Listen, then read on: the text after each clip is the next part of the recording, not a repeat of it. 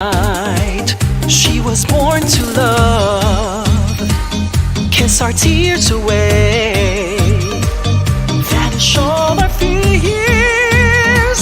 fill the world with joy.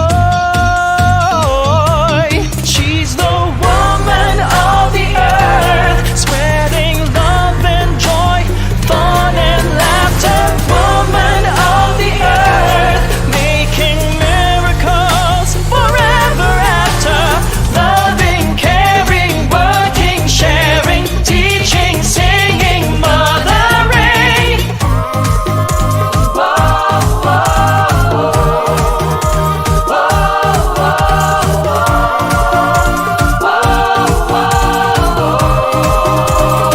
whoa. See your loving glow in a blushing flower. Watch her dreams take wings over skies so blue. She will save the earth and its every glory. She will teach her child every golden story. She's the woman of the earth, spreading love and joy, fun and laughter. Woman of the earth, making miracles forever.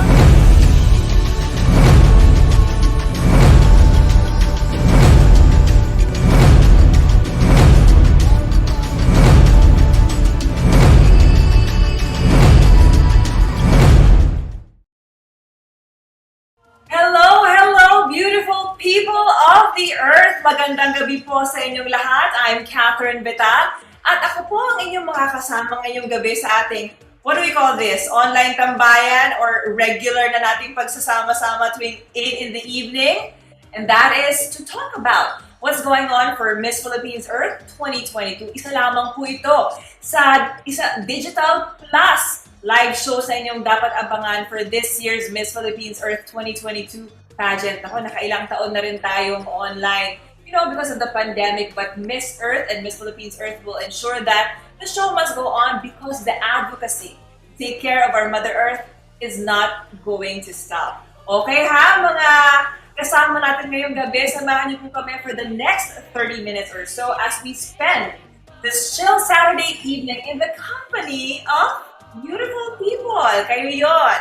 O sa mga kasama na natin ngayon sa ating live stream in Facebook and YouTube, please make your voices heard. I know you have delegates that you want to cheer on, but kayo po, where are you watching us from tonight? So ba kayo sa Pilipinas, nasa iba't ibang panig ng mundo? Let us know because we want to greet everyone and say hi. Ayan. Okay, so every year since 2010, we have been adopting different themes or celebrations for the message or the core message of Miss Earth. Kung kayo po ay nakatutok na nung 2010 pa lang, you'd know that we follow the theme on International Year of Biodiversity. Then, forests naman nung 2011. Naalala niyo ba yon? Yung theme is parang mga Amazons of the forest. Ayan.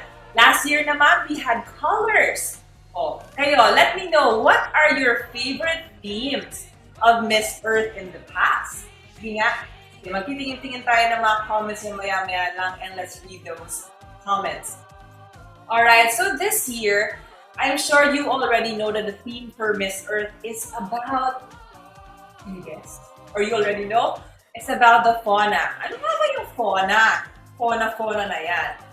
Fauna is actually the collective term for an animals in a given area. So halimbawa sa Pilipinas, meron tayong unique fauna to the Philippines, or in other countries, they also have their unique fauna. And that is what we are celebrating. After all, today, May 21 po ay tinuturing na Endangered Species Day. And tomorrow, May 22 naman po ay International Day for Biodiversity. And why is this important?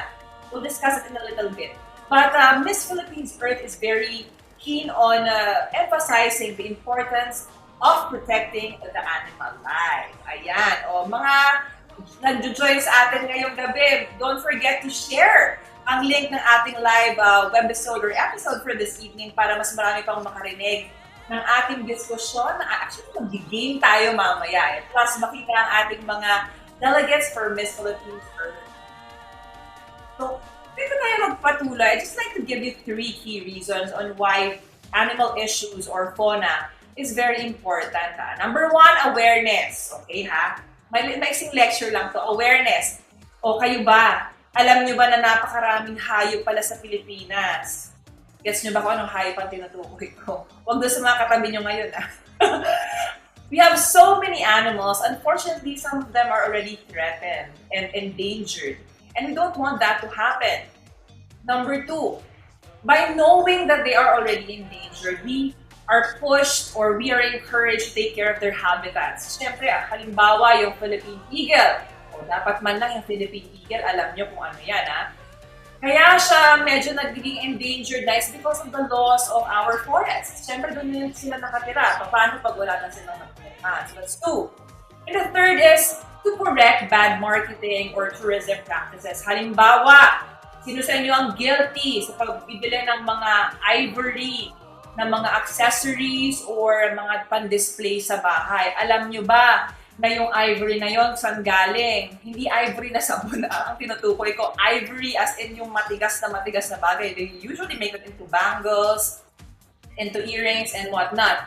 But this ivory are actually from the tusks of the elephants. Na kung mag-google po kayo, tignan nyo po yung mga elephants na pinapatay para lang makuha yung mga tusks na yon. And because people buy these things, hindi syempre patuloy yung industriya na yun. So we have to correct those practices. And tonight, ito, merong isang type of fish na binibenta sa palengke na dapat ay hindi binibenta. Nako, sobrang dami ko pang gustong i-share sa inyo, but I'm not going to do this alone tonight. And so without further ado, here are 19 delegates for this year's Miss Philippines Earth 2022. Say hi, ladies!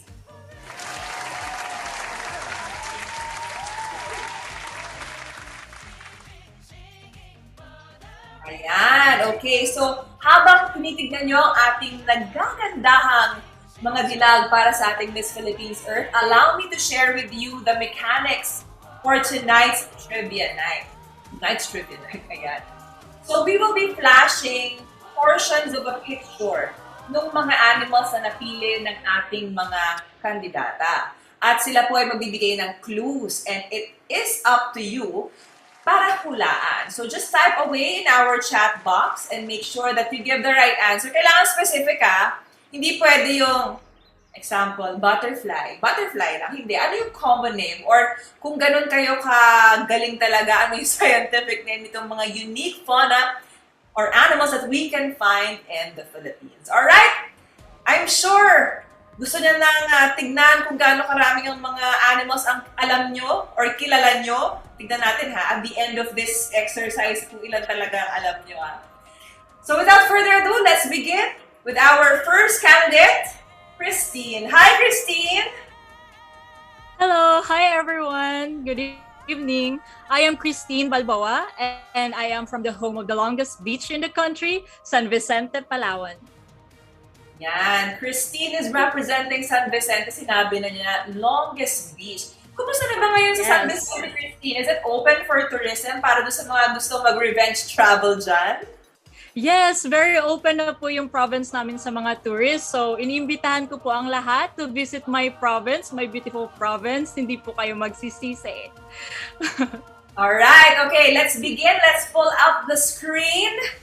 Okay mga Earthlings, let's see how high your IQ is when it comes to animals. Alright. Okay, Christine, give away the first clue. Okay, first clue. It is from the family of birds. Okay, birds. Tingnan natin kung mahuhulaan nyo na yan. Ayan. Okay, second clue. Go ahead, Christine. Okay, for second clue, it is in the rainforest of Palawan, Philippines. Sa Palawan lang kaya makikita to. Pero alam ko, ano to, no? Talagang medyo synonymous siya sa Palawan. Itong very special na bird na ito. Oh, wala pa ba nakakahula ng tama? Wala pa. Isa pang clue, Christine. Wala pa? Okay. On average, it is 18 to 22 inches tall and it weighs 19 to 22 ounces. So it's kind of big for a common bird. Bird. Ayan. So, hindi po ito niluluto pang pang Thanksgiving or what. Ayan. May hashtag pala si Christine. I can see from your followers here.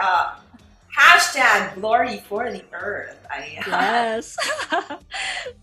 Wait, Christine, bago natin i-reveal yung last photo, wala pa rin nakakahula ng tama. Have you seen one in real life? Yes. That's why I am very excited to tell you my first-hand encounter of this beautiful creature. Oh, alright.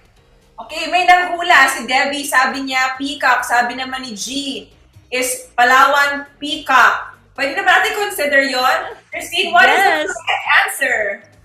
Okay, the correct answer is Palawan peacock. So we need to be specific because there are lots of other species of peacock. Yes, and that is our scientific name, which is the Polyplectron napoleonis. Sorry. Okay, sige nga, you mentioned earlier your first experience with this Palawan peacock. Tell us about that. Yeah, so I can tell you things about my fauna straight from my heart because I had a first-hand encounter of this beautiful creature during my adventures in the wood of the forest lands and timberlands of Palawan. Because Miss Cat, I am a real estate practitioner and one of my specializations are timberlands and forest lands. So my hobby is also exploring forest. So imagine this picture, you were on your normal forest hike, then out of the blue you will encounter a beautiful creature, a not common size of bird, estimating around 90 to 22 ounces on weight and 22 inches tall, something like that. I was really stunned by his beauty. Yes, because this species is sexually dimorphic. And when we say sexually dimorphic, it means the sexuality or gender is very distinct because of its physical features. So you can tell right away that it's a male because of its bright commanding electric blue colors, as you can see in the pictures po. So ayan. So on the other hand, diba, sa atin, sa humans, it is the female who is dresses well, would love to decorate herself, but in their species, it's the male. And the female is the one that is more simpler. Let's just use that word. So the female version of peacock is possesses brown, dull color brown. So it's not that color for us like the males. So that's it. So we call the male peacocks peacock. We call the female species peahen. Peahen. So, that's it. Since you have 19 different animals to guess tonight, I'm sorry na konti lang, kumbaga pahapyaw pa lang, but watch out for Christina. She shares more about her advocacy and what she wants to do in her candidacy as Miss Philippines Earth in the coming days. Alright, Christina, but before I let you go, anong mensahe mo sa ating mga tagapanood tungkol sa Palawan peacock? Do we need to save it? Or what tip can you give? Halimbawa, if we see one in the forest like what you did, pwede ba lumapit dyan? Ang behavior po kasi ng peacock is they are solitary birds. So, hindi sila masyadong sociable animal. Ayun, yung nangyari kasi sa encounter namin, nakita ko siya, hindi naman siya natakot, lumipad agad. Medyo parang commanding yung presence niya. Parang he let me na, oh, look at me, I'm so gorgeous. And then he just flew away. Actually, I was surprised na he can really fly that fast and that high. So, ayun. They're they will not harm you. They just the encounter that I had, he just looked at me and then flew away na.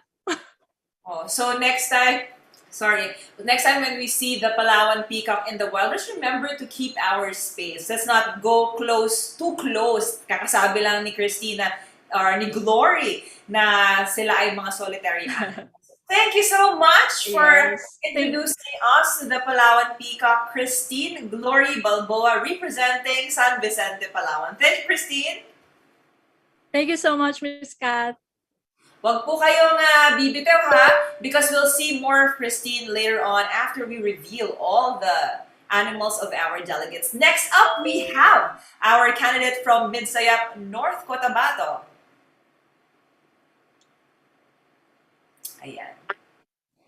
Kanina ha, konti lang yung nakahula ng tama. Tignan natin sa mga susunod na mga animals natin kung mahuhulaan nila ng tama. Okay, let's reorient Alexandra first before we push on and continue para hindi magka-stiff neck ang ating viewers. Alexandra, can you hear me? And then, Hello po, good evening. hi! Tilt mo yung camera mo para pareho tayong naka-landscape. I wait. Ayan. Kumusta ba kayo sa Midsayap, North Cotabato, Alexandra? Hello? Ayan. Yes. So ayan. Kumusta sa Midsayap ngayon, Alexandra? Okay lang naman po.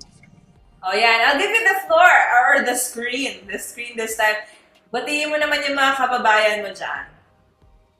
Hello everyone, good evening. I am Alexandra Jean Biharin from Midsayap, Municipality of Midsayap, Province of North Cotabato. So sa mga Bisaya nga nagatanaw karon, maayong gabi sa inyong tanan. Alam mo, hanggang ngayon, frustration ko talaga na hindi ako masyadong magaling. Hindi pala masyado. Hindi talaga ako marunong mag-Bisaya. Sobrang ganda sa tenga kapag nakakarinig ako ng Bisaya. Oh, ready ka na bang pahulaan ng ating yung napiling animal to represent? Ready na po. Okay, clue number 1. So the first trivia for my fauna is, they are mammals. Oh, ayan. They are mammals. Nahulaan nyo na ba? Hindi pa. O, sige, ito pa. We're revealing another part of the photo along with another clue. Go ahead, Alexandra. The second clue is, they are nocturnal. Oh, nocturnal daw. Ibig sabihin, sila ay, ano ba? Natutulog. Or natutulog sa umaga at gising sa gabi. Ayan. Gets nyo na ba kung anong animal yon? Not yet. Oh, isa pang clue as we reveal another part of the photo.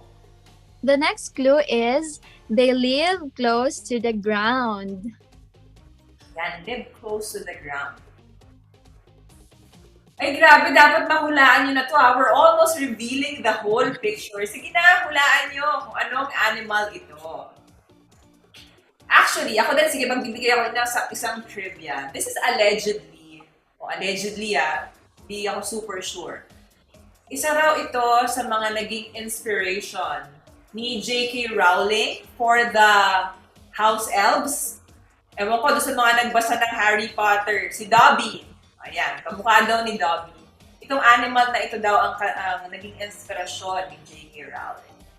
Okay, and for your final clue, bago natin ipakita yung picture, go ahead, Alexandra. And lastly, they have enormous eyes. Ayan, let's reveal kasi nakatama na si Tala Vera at ang tamang sagot ay... Ayan, nawala si Alexandra. Buti na lang, sakto ha. Ang tamang sagot po ay Philippine Tarsier. O, yung iba daw sumasagot ng bats. Hindi po yan bats. Actually, they're closer to the family of... mali yung term ko. Basta, pag bumalik na si Alexandra for her more specific interview, let's find out more about the Philippine Tarsier. But that's interesting na sinabi niya na they live close to the ground and that they're nocturnal animals. So, dun po sa mga turista ang pumupunta sa Bohol, di ba? Isa po sila sa tourist attraction and they're, syempre, nagtutour kayo sa umaga. O iba, meron na rin night tour. So, remember, not to wake them up. Alam ko, cute na cute tayo sa kanila, but it's very stressful for them. Even the attitude of the house elves na nasabi natin dun sa Harry Potter. Di ba, they hurt themselves? And this is actually a behavior also na na-observe sa Archer. So let's be careful. And no flash photography.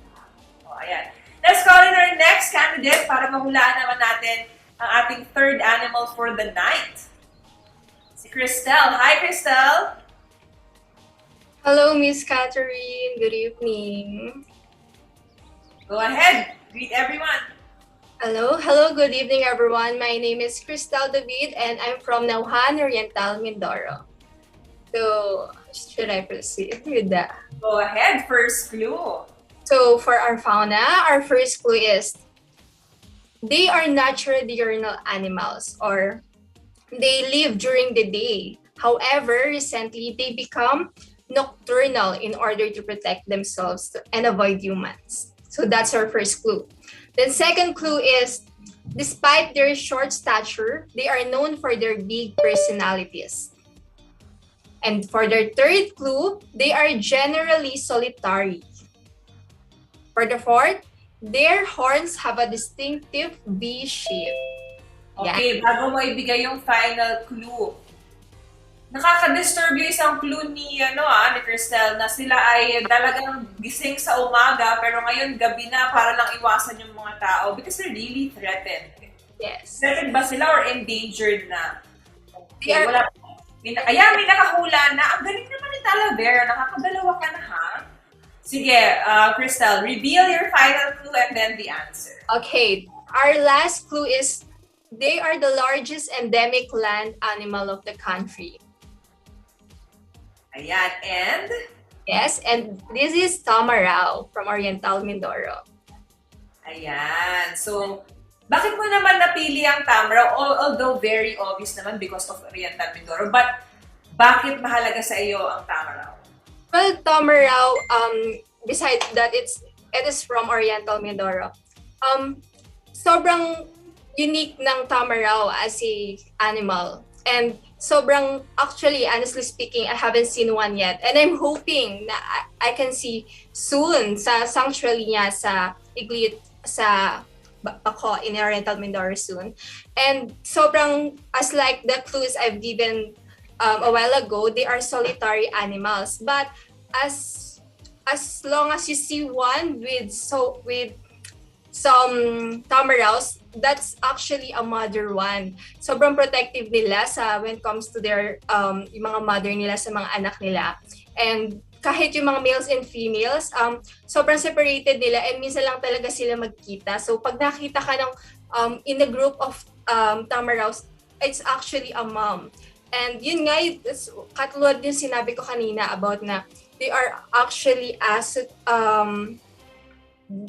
diurnal animals, pero ngayon, nocturnal na sila. And that's so sad kasi parang nag-adjust sila for the sake na maging safe sila, di ba? Parang Sila pa yung nag-adjust talaga, no?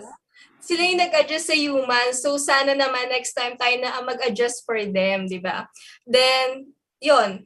Actually, lagi na pagkakamalan ang tamaraws and ang carabaos. Lagi silang gulo. Kasi actually halos pareho sila na itsura. But the thing is, Tamarao is medyo mas hairy siya. And when it comes to their horns, like sa clue number 3 natin, I mean fourth clue natin, which is the V shape.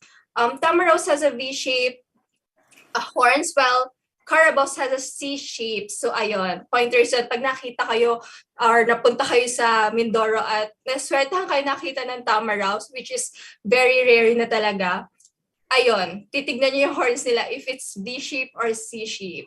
Yes. Ayan, that's very interesting, Cristel. Thank you so much for introducing us to the mighty Tamaraw. Thank you, Ayan. Catherine. Ayan. All right, next let's call up Kiara. Hello, everyone. Hello, ma'am. Well, I'm Carolian Wellington. I am representing the Queen City of the South, Cebu City. All right, Kiara, let's begin. Let's give clues para naman, let's see if they can guess your chosen animal. Go ahead. Okay, my first clue is they are colorful fishes.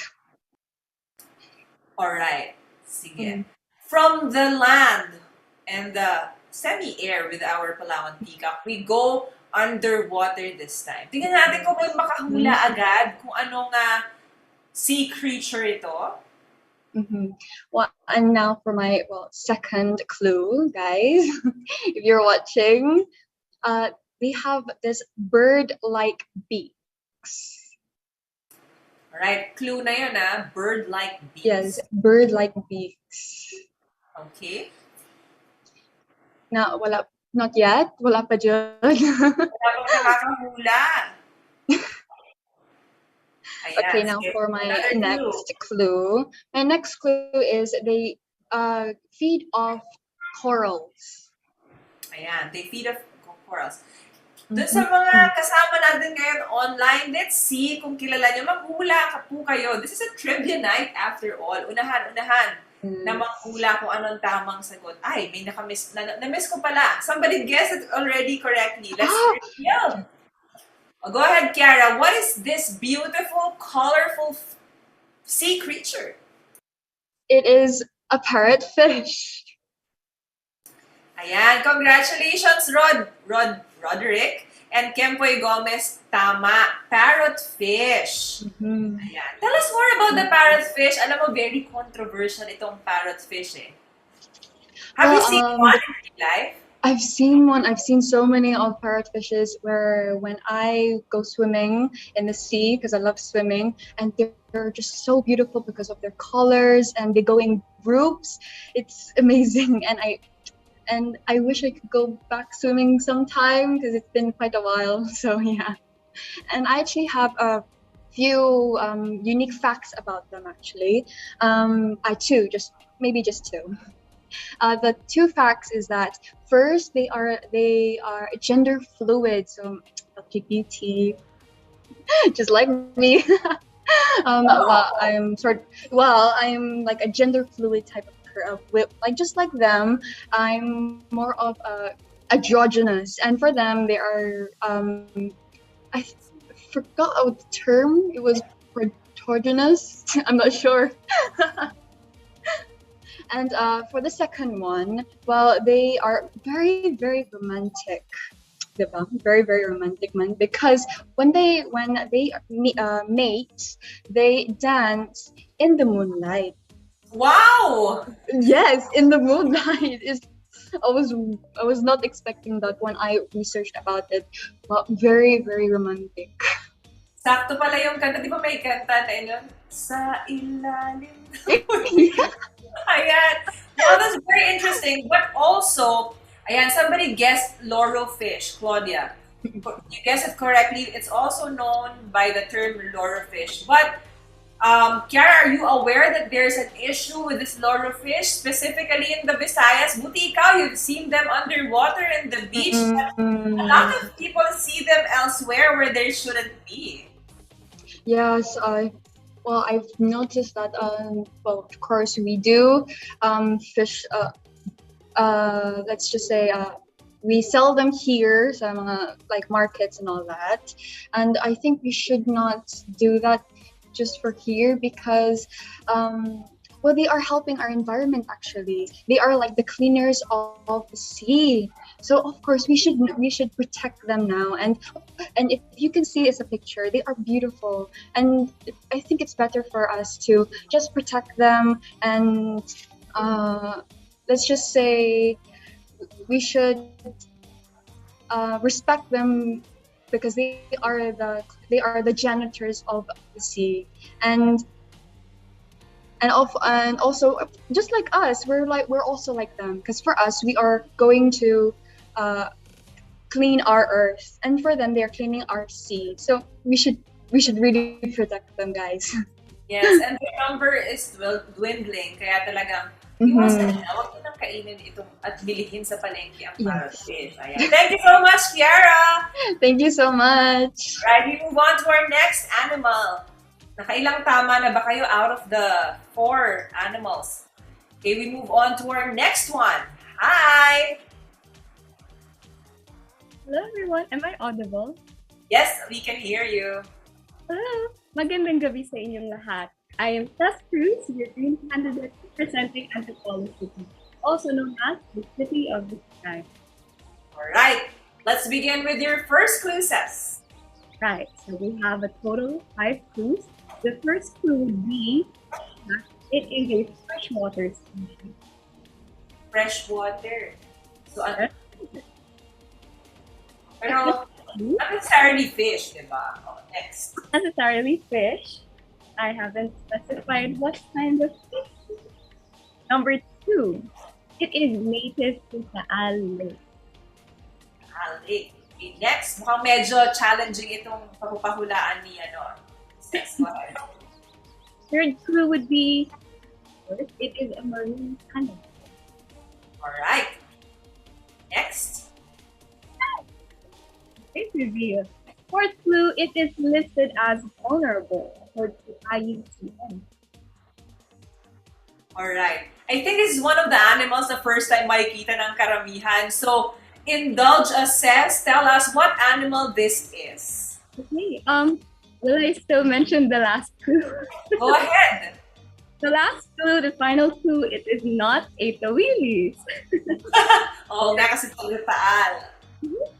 Irat na po. When we think of Taalik, the first thing that comes to our mind is tawilis. So there is literally no love for the Lake Taal snake. Yan, Lake Taal snake. Ayan, may nag-guess sea snake. Pero specifically, it's called the Lake Taal snake. Ayan. So it's scientifically known as Hydrophysantheri, but it is locally known as Tuhol Matapang. It has so many aliases that it could be mistaken for a spy. So it is like, it is the perfect example of don't judge a book by its cover, in that it is one of the only 2 freshwater sea snake species in the world. The other one being the crocker sea snake. So, although don't let the sea snake fool you, because it is also venomous. So they're generally docile. So you don't need to worry about getting this in. So unfortunately, not much is known about the Lake Taal snake, because first of all, it gets overshadowed by the more known and more economically important tawilis, also known as the world's only freshwater sardine species. So as I have mentioned earlier, the IUCN has listed this fauna as vulnerable, mainly due to the negative stigma surrounding the snake. So as of now, there is still no specific conservation measures regarding the Lake Taal snake. Kaya a friendly reminder to all whom it may concern, whatever you do when encountering this fauna, do not approach it and take every precaution necessary. And worst of all, do not kill it. Because in the same way that fish are friends, not food, well, snakes are friends, not foes. Wow! Thank you so much, Ses, for introducing the Lake Taal snake to us. Oh, very important reminder yun, ah. Pero syempre, baka yung iba takot na. But try your best. I mean, do not engage the snake. So, don't put yourself in that situation where you have to, defend yourself. Alright, thank you so much, Ses. Now we move on to our next animal for this evening. From Isabel. Ang dami natin natutunan ng mga hayop, no? Yung iba, kilala na natin. They're more common, like the tarsier and the tamaraw. But, for example, the Lake Taal snake, ngayon lang natin siya nalaman. Ayan. Isabel, are you there? Okay. Alright. If Isabel is not here tonight, okay, I will reveal it. Okay lang, precious. I'll reveal the animal. Let's show the picture kasi kahit paano para malaman ng ating viewers. Yan. Okay. Go ahead, you can reveal. Yan. This is a very special reptile who's been chosen by our Miss San Jose del Monte, Bulacan. But she's not here tonight, unfortunately. So we move on to our next one. McKay, are you there? Yes, hello, I'm here. Good evening, everyone. Okay, turn on your camera. Okay, let's guess. Yan po. Bumati ka muna. Hello, everyone. Good evening. My name is Daniel Maceo Juana de la Cruz. You can call me Macay, and I am representing the Municipality of Causwagan, Lanao del Norte. I'm very happy kapag we hear places like this once in a while, no? Para naman you represented talaga ang ating mga different islands in the Philippines. Okay, give us your first clue. Okay, so the first clue is actually quite a very, very simple one. They can be found in all oceans and all bodies of water. Yan. Go Second ahead. clue, they are most commonly known as the porcupines of the sea. Okay. Baka may manghula dyan ng rambutan. Ano po tayo, fauna? Hindi flora. Go ahead. The third clue is they are spiky invertebrates that could live through all types of waters, may it be in deep or shallow waters. Ayan. You can And reveal. Okay, go ahead. the last clue is they are commonly known as suwake or tuyom in the local language. Oh, tuyong. I think medyo mahirap din to for some of our viewers, Makay. Tell us, what is this creature? So my chosen fauna is actually the echinus, or most commonly known as the sea urchin. Ayan. So sea urchins are actually very abundant here in the municipality of Causwagan, Lanao del Norte. I was actually very fortunate to actually see it firsthand earlier lang this afternoon. Oh, wow. So I had the opportunity to go with the people of Causwagan to harvest different types of sea urchins. I was able to see the suwake, which are the small ones with different types of colors like orange, yellow, and white. We also saw the tuyom, or the ones that are very long and spiky, the black ones with blue eyes, and the bakiki, which is one of the sea urchins that cannot be actually touched by most of the people because of its very, very sharp and thin spikes. Tell me about Yeah. this. Okay, kasi you mentioned na kanina you harvested. Are they so abundant, and saan ginagamit yung harvest na yan? Do people eat it, or what medicine? Anong use niya? Yes po, it's very, very abundant here in Causwagan. It's actually one of the sources of livelihood of the people here. So they also love eating sea urchins, especially in the morning, paired with old rice, or we call it here bahaw, because it's actually sweet and savory. Most people describe it having a umami flavor. Wow, very interesting. Iba talaga yung mga hayop na makikilala natin sa Miss Philippines Earth 2022. The sea creature, sea urchin, is actually livelihood for the people of Causwagan. Maraming salamat, Makay! Thank you so much, Miss Cathy. Alright, next! Let's from Mindanao, let's move on to Las Piñas. Hi, Bea. Hi, hello, good evening Philippines, good evening Las Piñeros. Okay, I am Bea Cecilio, an Earth Warrior from the city that gained recognition as the United Nations Awardee on Environmental Program, Las Piñas City. Okay.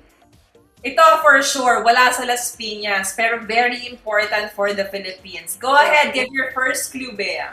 Okay, so for my first clue, just like humans, it has unique fingerprints. Oh. Yes. Go ahead. Okay, and then for the next one, it is estimated that it can live up to 100 to 150 years. Wow, that's a lot. Like sea turtles, wala yung mga to. Yeah. Go ahead. Okay, for the third one, it is considered as one of the friendliest animals. It is safe to swim around with them. Alright, ayan, kitang-kita nyo na ha. Tignan mo kung kilala nyo ang gentle giant na tinatawag na ito. Usually seen in Donsol or even in certain parts of Visayas. Ano? Ito. Yan. Okay. Alright? For the last, Tell us, what is this? Ayan, sabi ni Aldri Figueroa, walang iba kundi ang... Okay, go ahead, Bea. Give the answer. So it's a butanding. Yes, butanding. Or whale shark, most commonly known as whale sharks. Ayan, nahulaan din ni Danny kanina. Oh, but before you go, Bea, give us more tidbits about this butanding. Okay, they are considered as the biggest fish to ever live, but they are also called the gentle giants. Yeah, in the entire world. And it could be found throughout the Philippines, particularly in Dansol, Oslob, Southern Leyte, and Palawan. So yeah, they're very friendly too. I think they love it when people are swimming with them. They enjoy it. So yeah, even if they're so big, they love when people swim with them. So it's really nice. But remember not to get too close nor touch them. Yeah, I think there's a rule of 4 meters away from them. That's the rule. That's Don't good get to know, Tandanya. That's from Bea. We learned it from Bea. 4 meters apart. So, Yes. social distancing talaga. Dati pa uso yung social distancing sa kanila. Thank you so much, Bea. Thank you. Alright, yung butanding. Tapos huwag kayong matakot with butandings kasi they only eat shrill, very small shrimp. So hindi siya kakain ng tao. Hindi po totoo yung mga urban legends na kumakain sila ng tao. From Las Piñas, let's move to another to a municipality here naman in Metro Manila. Hi, Jasmine. Hi, Kathy. Hi, Earth. I hope you're all having a wonderful evening. I am Jasmine Claire Cruz Calma, representing the Balut capital of the Philippines, Municipality of Pateros. Okay, let's get the clues rolling. Go ahead with your first clue. Okay, let's start. So, in ancient Tagalog, they are considered as sacred animals to the point that killing it is also punishable by death. Ooh, wow. Okay, second clue. It is one of the most endangered species of its kind, with less than 100 left in its population. Wow, that's a very small number. Yes, very few. Okay, next. Okay, third one. Ito yung para sa mga mahilig manood ng documentaries. Okay, Dr. Brady Barr was able to see this species when the said species was only 2 weeks old. Siguro super liit pa niya. Yes, baby pa siya. What else? Okay. Fourth is, medyo giveaway na. Its species is Mindorensis. Sorry, bulol ako sa R. That's fine. Okay, wala pa rin? Wala pa rin nakakahula Wala pa ng rin. tama. Last clue, I think, giveaway na to sa mga Ilocano. It is also called bukarot in Ilocano. Yan. And siguro alam na nila to pero hindi lang nila alam ang tawag. Kasi di ba itong reptile na to parang iba yung merong alligator, merong merong Actually, may share akong fun fact. Go Alam mo ahead. ba kung ano yung difference between alligators and crocodiles? Go ahead. Alam ko lang yung snout. Tama yung snout. So, pag crocodiles kasi, longer and pointier yung snout nila. And then, pag crocodiles yung longer and pointier snout. And then, pag alligators, short and round snout. Tapos, pag nag-smile sila, makikita mo na, or pag kinlo sila yung mouth nila, yung snout, usually, walang teeth na lumalabas for crocodiles. And then, sa alligators, meron. Yon. So that's a big distinction. And congratulations, may nakatama. Sabi ni Kempoy, si Lolong daw yan. At sabi naman ni Danny Kanilang, this is the Philippine Crocodile. Yes. Thank you, Kempoy and Danny. So, provide lang ako ng additional information. So, last 2001, it became nationally protected by law. Since it is one of the most endangered species of its kind, killing it is punishable by law. Okay. Tapos, ayun na nga, in ancient Tagalog, di ba, they are considered as sacred animals. They also believe that crocodiles carried the deceased person from middle world to either Maka, which is heaven, or kasanaan, which is hell. Okay. Wow. Tapos, last, May conservation methods naman tayo. It is taken care by Mabuwaya Foundation, Crocodile Conservation Society, and the Zoological Institute of Herpa-World in Mindoro. Ayun. Ayan. So those who are interested to support the conservation of the Philippine crocodile, you know who to research na dun sa mga tatlong binanggit ni Jasmine. Alright, thanks Yes. Jasmine! Thank you so much. Right from Pateros, tumungo tayo sa Southern Tagalog with Angel. Hi Angel! Hello! Makakalikasang gabi sa inyong lahat. Hello, Miss Cathy. Hi, go ahead. Hello, everyone. I am Angeline May Santos. You can call me Angel, and I am proudly representing the city of the 13 Martyrs, 13 Martires City. Okay, ayan, mahuhulaan nyo na ba yung yung animal ni Angel with that picture? I guess not yet, but go ahead and share your clues, Angel. Okay, so first clue. This beautiful creature has wings, and its color is notably bluish or green, with a chain of spots as well. All right. And then second, it can be found in forests located above 1,500 meters on peaks and slopes. Oh, And then third, okay. medyo hard siya, pero ayan. Males have fewer red spots than females. And then fourth, its hind wings have tails and have a wavy edge. Actually, this is a kind or a species of a butterfly.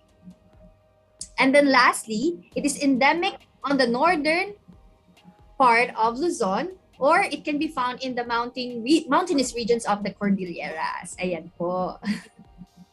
Ayan, all right. And this is? Hindi alam eh. Hindi pa alam ng ating mga viewers kung ano to. Go ahead. So this is called the Luzon peacock swallowtail or the Papilio chique. Ayan. What's interesting about this swallowtail? Actually, this swallowtail kind of butterfly, mas malaki siya sa typical na butterfly, and yung color niya is very, very unique. And you can really find the peacock style on it, the edge of its wings. Ayan. And it can only be found on higher places po. Okay, that's very interesting. So those of you who are mountain climbing, try to check them out. Thank you so much, Angel! Thank you! Now from the north, let's go down south with Jimema ba to? Jimema? Jimema. It's Hi. Jemema po. Jimema, Hi. go ahead. Mabuhay! I am Jemema Tempra from the Eco Zone in the Philippines, Hasaan, Misamis Oriental. All right, let's begin with your clues. So, to tell you something amazing and interesting, the first clue would be, it is an excellent swimmer. Second one, it is omnivores. Okay. The third one is it lives in the moist forest or the rivers. And the fourth one, it has pineal eyes, which made them unique. Your camera is off, my dear. Turn it on so we can see you as well. Yan! Very beautiful. All right. So lastly, it is declared as vulnerable species in the Philippines. Unfortunately, you know what? This is the first time I'm meeting this animal. What is it called? So it is called the Philippine sailfin lizard. Tell us more about it. Go ahead. To tell you something more informational, so Philippine sailfin lizard are known to be called as water dragon. They are also identified as an excellent swimmer, as I have told you earlier, because of its large crest, which help them propel through the waters. So they are omnivore and they eat fresh foods, fish, and small insects. And so, because of the habitat loss or human activities that greatly affected them, they are declared as vulnerable species in the environment. But to tell you more about interesting, this Philippine sailfin lizard is a friend in my hometown, Solana, Hasaan, Misamis Oriental. the people there or the families or the small village there is feeding that animal. And so it is not in danger with them, but that species is very friendly with them because they showed care, love, and respect towards the special creatures in this environment. And I think that that's the most cutest thing that we can hear in our world. And I think it's inspiring because some people see it as venomous or enemy, but here in our province or in our hometown, Hasaan Misamis Oriental, we see it as a friend, our dear friend. And I hope that everyone could be involved and educated that we need to see other species, not just the Philippine sailfin lizard, not just an enemy, but a friend to be taken care of. Wow, that's so interesting and informative. Maraming salamat to Thank our you. listeners sa Misamis Oriental. Very beautiful. Sana makita niyo siya beautiful as a sailfin lizard. I don't think about it as a bag or another leather good. Thank you so much. Next we have Jerice. Hi, Jerice. All right. Wait, are you on mute? I can't hear you yet. Go ahead, greet everyone. Oh, you're on mute.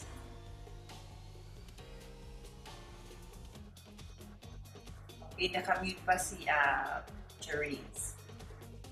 Can we unmute her? Yeah. We have a few more animals to introduce tonight, but it's nice because we really have, this is our way of celebrating our Endangered Species Day, to learn more about our animals. Go ahead. Cannot be heard. I'm sorry, Jerice. We'll try to circle back to you. Okay. We can't hear her now yet. Okay, we'll try to circle back to you at the end. Precious, can we jump? Since she's here. Ayan. Let's go to the next one with our Filipino community of Toronto, Canada. Hi, Jasmine. Hello everybody, and hello Philippines. My name is Jasmine Pagyo, and I am representing the beautiful, true, North, strong, and free of the Filipino community of Toronto, Canada. And I'm so excited to be here to share with you my fauna, which is one of my favorite animals and also one of my favorite colors. So let's go. Okay, let's do this. Go. Okay, so my first clue is it is a beautiful, vibrant red color. All right. And then my second clue, it is commonly found in southern Canada. And then this bird, as you can see, lives on a diet consisting of mostly seeds and fruit. So it is an omnivore. All right. And they are known to be a joyful animal, for their calls sound like the voice of a crowd cheering. And lastly, they are a popular animal for many sports teams in North America because they are known to have a really big fighting spirit. Yes, so that is my fauna. It is the beautiful red cardinal. That's interesting because I never knew that there was a connection between the bird and sports. Yeah, I believe they have 7 sports teams across North America that are all named after the cardinal. So, What else can you tell us about them? Okay, well, the red cardinal, actually, as you can see, there's 2 different versions. The red one is actually the male species, and the color actually comes from a nutrient that is found within their food and diet. So, like I said earlier, they are omnivores, so it mainly consists of seeds and nuts. So if you don't want to turn red, don't eat that. Don't eat those fruits. And then the female species is the one beside it, where it just has little splashes of red amongst its body. As well as the cardinal does not migrate unlike other birds. It stays in the same area during the cold season. So that's why in Canada, during the winter time, the beautiful red color stands out amongst all the winter snow. And the sight of the color can actually bring a lot of joy and happiness, especially on the cold, dreary, winter days. And lastly, it is also well known that the sight of a red cardinal can have a special spiritual meaning to it, as it could be a message from a loved one near and far that they are doing well and as a reminder for your family. So I personally really love this message, and it's a part of the reason why I chose the cardinal as my fauna, because I moved from Toronto to Philippines on my own. So I wanted to have my fauna represent the strength and happiness that I had and feel here in the Philippines, and just a message and reminder to my family back home. Oh, that's so sweet. Thank you so much, Jasmine, for sharing why you chose the cardinal bird or the red cardinal. Thank you. Thank you so much. All right, our 14th animal for the evening is from Angela. Hi, Angela. Are you there? Hello. I'm Angela Opal, and I'm representing the Municipality of Del Carmen, Surigao del Norte, home to the third largest mangrove in Asia. All right, let's see the animal that you chose. Okay, so for the first clue, it's very basic. It's a type of bird, and specifically, it's a duck. So that's a very easy clue. Second, it can only be found in the Philippines. And third, it flies. Okay, in wetlands like mangroves. And fourth, if nobody has guessed it yet, the color is gray, but when it opens its wings, that's the fifth clue. It has a blue accent, like blue feathers on the wings. So I'm not sure if anyone guessed it yet. Not yet. Somebody guessed butterfly. Malaki pa sa butterfly. It's not a butterfly, but since the picture has been revealed and the animal has been revealed, it is called Philippine duck, and its scientific name is Anas luzonica. And to give more details about it, its native name naman is papan. So if you go to different provinces in the Philippines, this is found all over the Philippines, but in my municipality, you can also find this flying around the mangroves in pairs or in groups. They call it papan. And another detail about this, which I really want to bring up, is that it's a vulnerable species right now.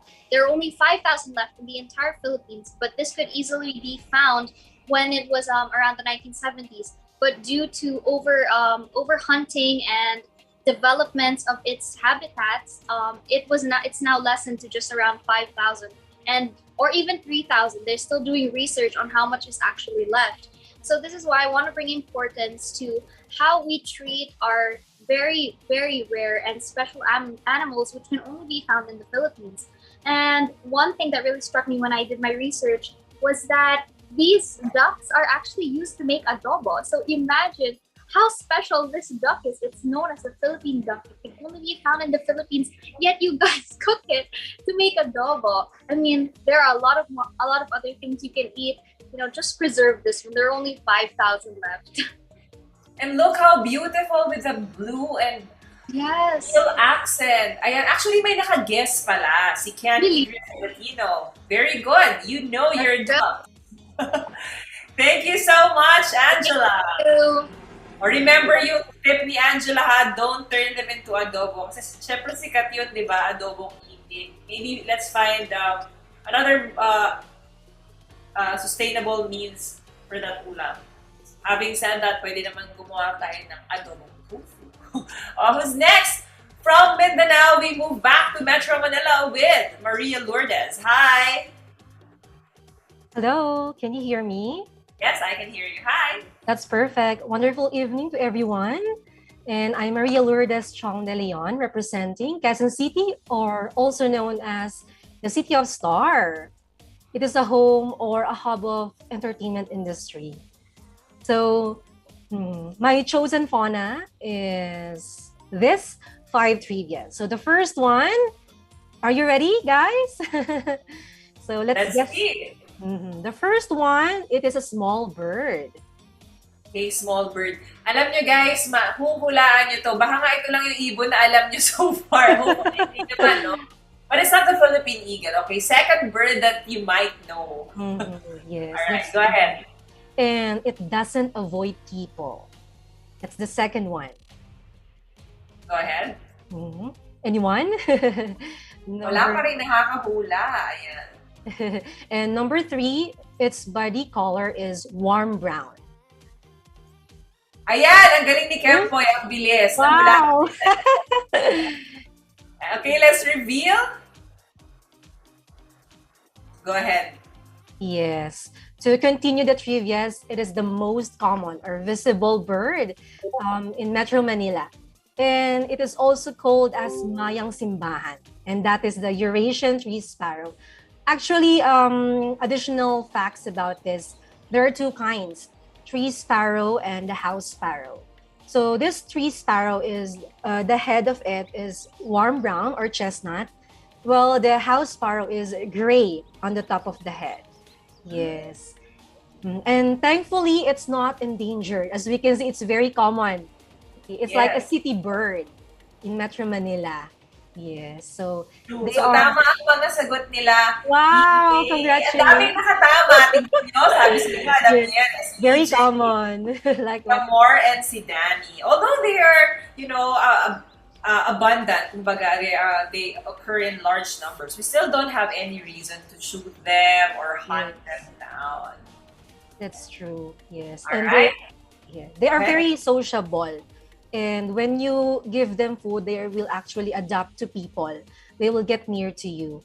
So it's good that we need to take care of them. And also, if we make it as a pet, so be sure that we are really taking care of them because they are one of the beautiful features of the earth. Thank you so much, Miss Quezon City. Thank you. Thank you so Reminding much. us about the Maya. Ayan. Next up we have Lavinia. Hi, Lavinia. Hi everyone, I'm Lavinia Marquez, representing the milkfish capital of the Philippines, Dagupan City. So I'm gonna start now with my first clue for my chosen fauna. It's an orange and black species of insect. Okay. So clue, hindi po ito bangus. Hindi siya bangus. Go ahead, Lavinia. My second clue is it is found in the Philippines, specifically in Luzon. Meron na po ba? Wala pa. I think itong si Jocelyn ay sumasagot pa for the Maya. Sabi niya, it's also called Damsi in Bisaya. Siguro Maya yun, no? But this is a different animal na hindi yun ang pinahumulaan ngayon ni Lavinia. But thank you for informing us, Maya Damsi. Okay, go ahead with yours. So for my third clue, it's zero observation right now po. So meaning endangered na siya. My fourth clue, it is a moth of the family Eribidae. Okay, next.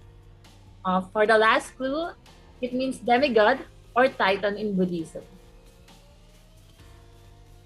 Tell us about this. Wow, very interesting. Meron pala siyang parang antenna na merong something sa ulo. Go ahead, tell us about this. Mukhang bagong species to for all of us. So just a little information to share with you all.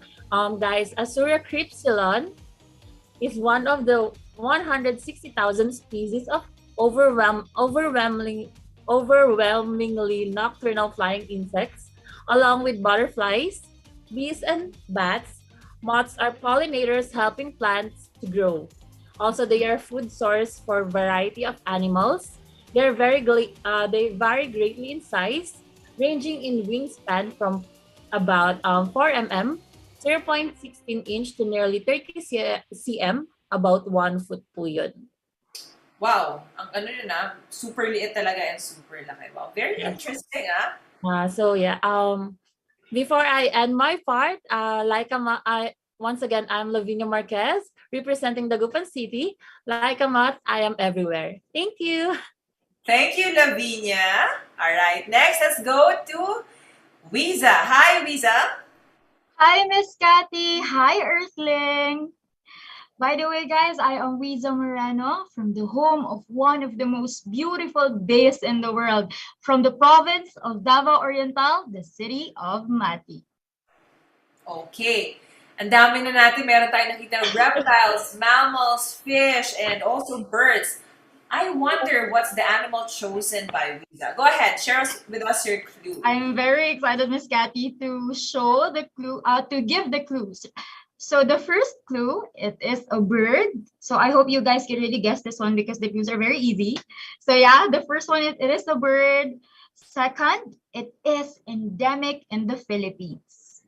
Ayun, may nakakahula na ba? Or you guys have a particular species in mind? So next, as you can see, I'm wearing white because this particular species is known to be the only white large land bird in the Philippines. Ayun. So I hope medyo nag-figure out na kung ano ito. Ayun. Sabi ni EJ, parrot. Parrot. So I think we really need to be more specific. No, ano kaya ito? Sige, to give you another clue, my fourth clue, it can be found in lowland, riverine, and mangrove forests, but may be found in forest edge and open fields as well as high in the mountains. Ayan, no, parang napakahirap na hulaan. Pero ang ganda. Ayun, yes, of course, no? So I guess, no, parang ito na lang sa itaas yung hindi natin nakikita. So I'm gonna give my last clue. This particular fauna can mimic humans. Ayun, so ayan, no? Sana may nakahula man lang, no? Kung ano. Wala, may nagsabi, sabi ni Finn, dove daw. Is this a dove? Ayun, sige, I guess, no? I need to reveal. The reveal. Ano itong napakagandang species sa inyong harapan tonight? This is the Philippine Cockatoo or locally known as the Katala. Ayun. So, to share some details about this Philippine cockatoo. Honestly, Miss Cathy, this is a very unique fauna. Why? Because as I've mentioned earlier, first, it can mimic humans, it can sing, it can dance, and actually it is called as the 100% talking Pinoy bird. Ayan, kasi endemic in the Philippines. And aside from that, no, as you can see, it has a lots of talents, but with that talent, no, it actually became a curse because the Philippine cockatoo, it's very hard for me to say, but this is critically endangered species already. So once a specific fauna is considered as a critically endangered species, it is one step closer to extinction. That's why I feel sad because when you say extinction, you can no longer, once that last species of this particular fauna will be gone, it will be gone for good. Therefore, they can no longer sing anymore, they can no longer dance anymore, they can no longer mimic humans. And it is only endemic here in the Philippines. That's why, Miss Cathy, allow me to use this opportunity to encourage our viewers to please participate in any activity that would help in the conservation of these species, not just the Philippine cockatoo, but all of the endangered species. Why? As much as possible, let's not become contributors to the reason why we will not see this beautiful bird anymore singing and dancing. And I think one of those would be keeping them as pets, taking them away from their natural habitat. Actually, yes, they're actually hunted because they can be sold in a very good price. But please, as much as possible, let us not participate by not buying so that no one will sell. That's true. Thank you so much, Wiza. Thank you, Miss Cathy. Introducing this very beautiful and divine Philippine cockatoo. O, ayan, Kempoy. Alam mo na kung sino to. And Gay Monteroso, thank you so much. Congratulations. Ang galing, ah. Kilala mo pala ang Philippine cockatoo. That's good to know. Next, we have Desiree. Hi, Desiree. Hi, good evening, everyone. And of course, to our great host for tonight, Miss Kat. Good evening. And of course, my lovely eco-delegates who are so stunning tonight. A pleasant evening for all of you. And let us not forget the people who are watching us live tonight. I hope that you are all having a great time. So allow me to introduce myself. I am Desiree Gonzalez, representing the art capital of the Philippines, Angan Rizal. And of course, in line with the celebration of today's Endangered Species Day, and of course with the theme of Miss Philippines Earth, Me Loves Fauna, allow me to just give a little bit of introduction about my chosen fauna by giving some 5 clues about them. And guys, are you ready? I hope that you're all ready because it's gonna be tough. So, okay, let's move forward with my clue number 1. They are endemic in the Philippines and they can be found in the islands of Luzon, Mindanao, Samar, and Bohol.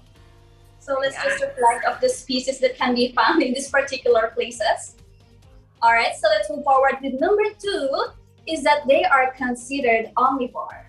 So when we say omnivore, they can be a prey or a predator at the same time.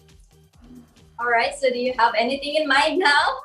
Okay. Alam niyo na bird, but what type of bird? Have you seen this kind of bird? Actually, alam mo, Daisy, of course, I saw the name of this creature, no? Pero before, ang alam ko lang nito ay restaurant. O, ayan na, isa pang clue yun.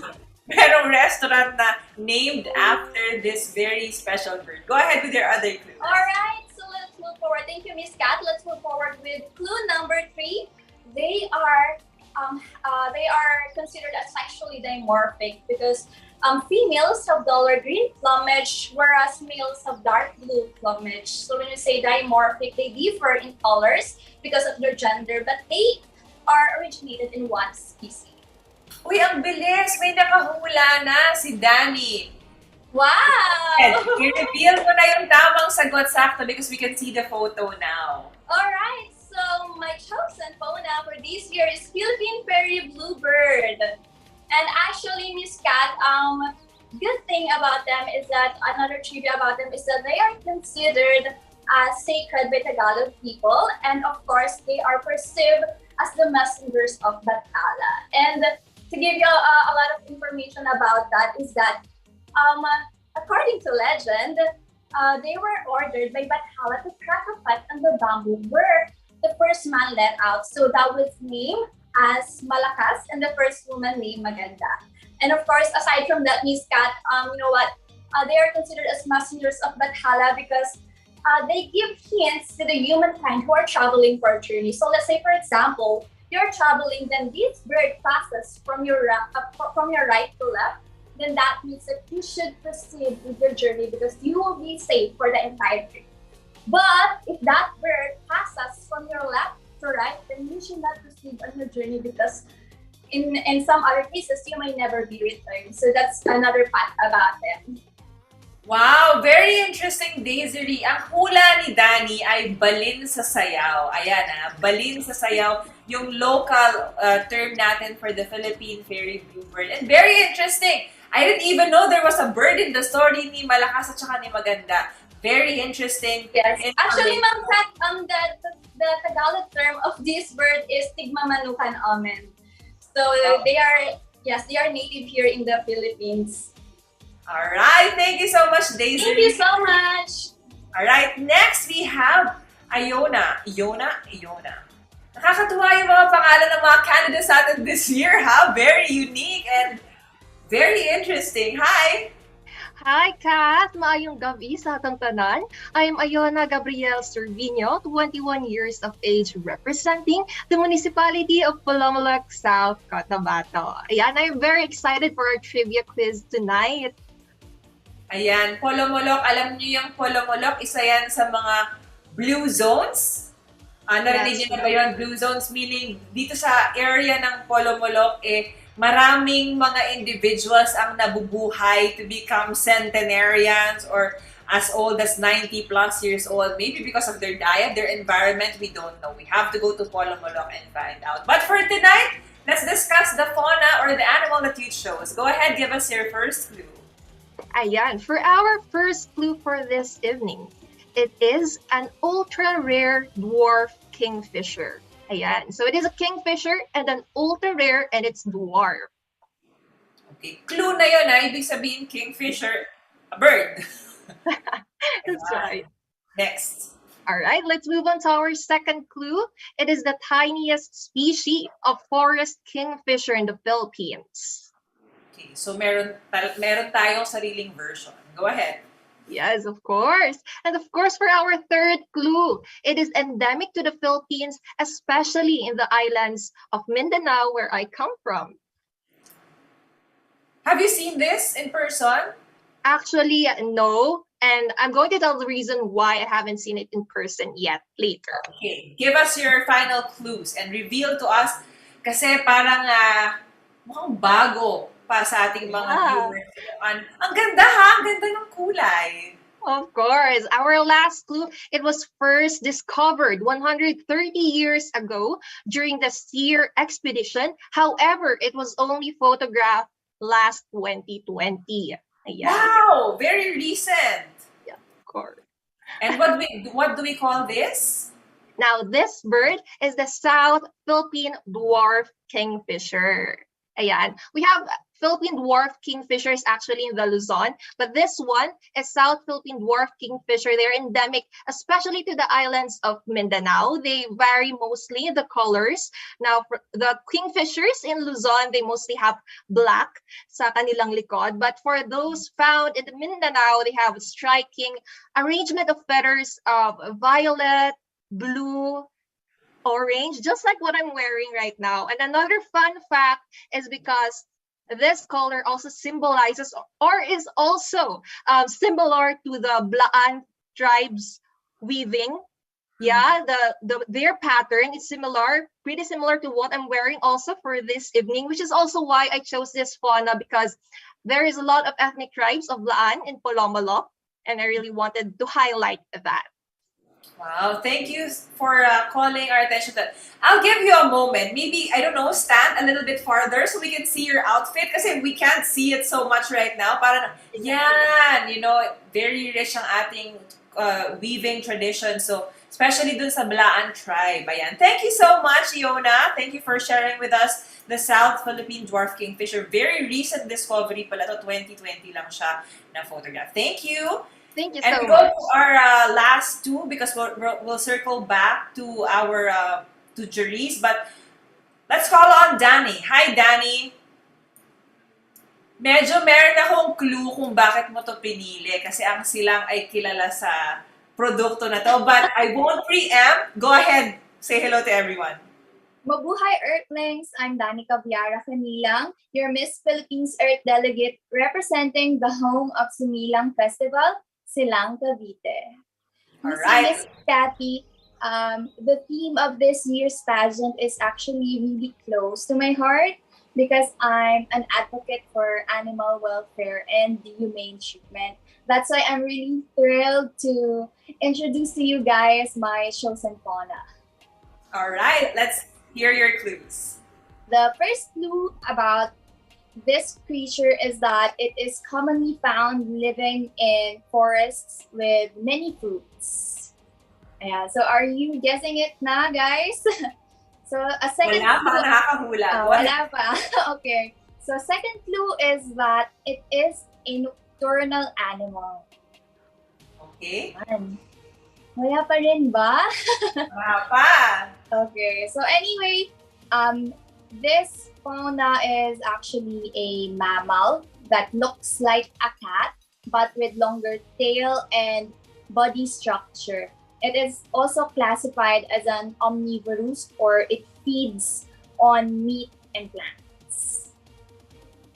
Okay, so the fourth clue is it is known as a coffee expert. Ayan. Ikaw ba, Miss Cathy, do you like coffee? I'm an occasional drinker. Actually, before we were able to get some seeds, coffee seeds of this, wala. Nilagay ko lang sa jar. Tinignan ko lang at tinago. Okay, reveal mo na para malaman na nila kung sino ba itong pinagkwentuhan natin.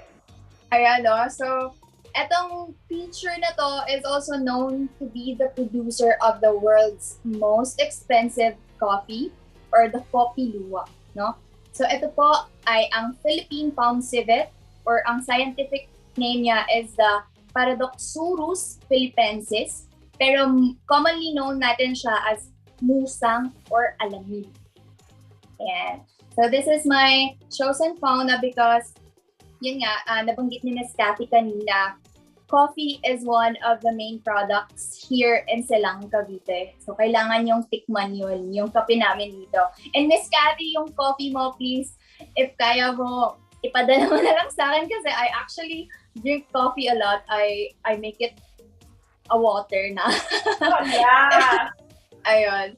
So, anyway, as I said earlier, the Philippine palm civet is known as the coffee experts because when they eat coffee fruits, they only choose the best beans in the bunch. So when they secrete it through their feces or through their poop, doon na po-produce yung coffee luwak or the famous Alamid coffee. And since the Alamid coffee industry is growing so fast, there is a sad truth about this industry. So the Philippine palm civet are oftenly kept or held in captivity or even caged and being force fed with coffee beans, which is really devastating. No? Kasi you see, ako sobrang cute ako sa mga cats. I actually have a rescue cat and I can't imagine these creatures being held in captivity and being treated that way, no? So I hope yung mga industry or producers ng Alamid coffee can find out a way that is more humane. Ayun po.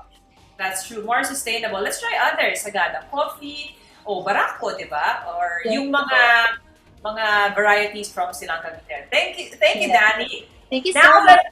Let's go back to Jeriz. Let's see if we can have her audio working now so we can guess her animal and then we can see everyone back on screen. Hi, Jeriz. Is it working now? Can you hear me na po? Yes, I can hear you perfectly now. Okay, let's see. Let's have your greet everyone while we pull up your animal on the screen. Go ahead. Good evening, everyone. This is Jeriz Borselas representing the city where love for nature begins, Sagay City. Okay, shall I proceed with the fun facts na po? Yeah, okay, let's give your clue. Okay, so let's proceed with the first clue. Its native habitat is rainforest. Okay, so for the second clue, its diet consists of a combination of fruits and ants, worms, and beetles. Okay, so let's have the third clue. It is found in the rainforest on the islands of Panay, Negros, Masbate, and Guimaras. Okay, let's have the fourth one. It's a bird. We've seen so many birds tonight, but it's very cool because parang lahat sila may kanya-kanyang mga characteristic. And look at the beak of this beautiful bird. Meron bang makahula? Kemboy, ikaw na ang pinakamagaling. Ang dami mo na hula ang tama. He guessed hornbill, but Jeriz, what's the specific name for this one? Okay, that's Visayan hornbill po. Ayan. Tell us more about the Visayan hornbill. Okay, but before I proceed, I will first give the final clue, which is it emits a noisy sound that sounds like tarik-tik. Okay, so okay po. So Visayan hornbill, they are beautiful birds found on the rainforest on the islands of Panay, Negros, Guimaras, Masbate, just like what the clue has stated. So it can be said that these birds are endemic, which are exclusively found only in the areas given. So Visayan hornbills, they are usually flock in small and tight-knit groups. So these birds are primarily frugivores. So they usually eat raw fruits. And by distributing seeds with their droppings, they function as seed dispersers and thus play an important role in the ecosystem. So these birds are noisy and emit an incessant sound that sounds like tarik-tik, which resembles its other name, tarik-tik hornbills, because Visayan hornbill is otherwise called tarik-tik hornbill, and it originates from the sound they create. But despite the noise they create, they are still difficult to find, being camouflaged in the dense foliage. And then one trivia I like about it is these birds actually exhibit very calm and peaceful behavior, which I can actually relate. However, this species of hornbills is recognized by the International Union of Conservation of Nature as an endangered animal, and they're likely to go extinct since the recorded population right now is around in the range of 1,800. So therefore, protection is of utmost importance before everything gets too late.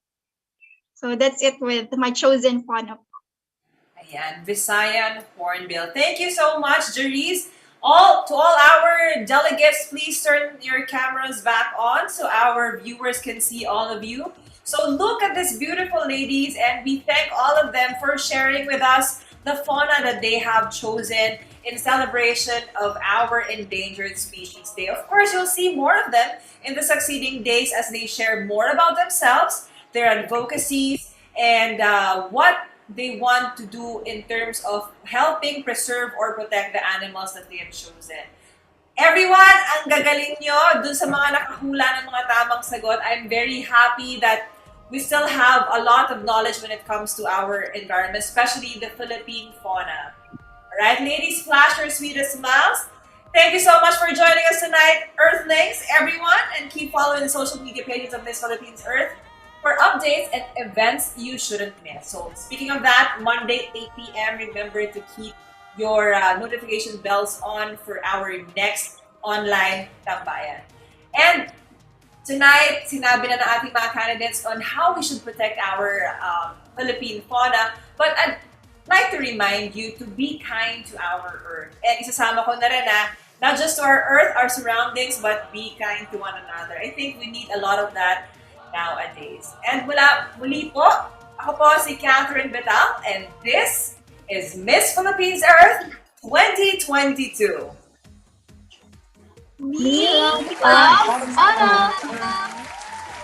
Thank you everyone. Magandang gabi po. Woman of the Earth.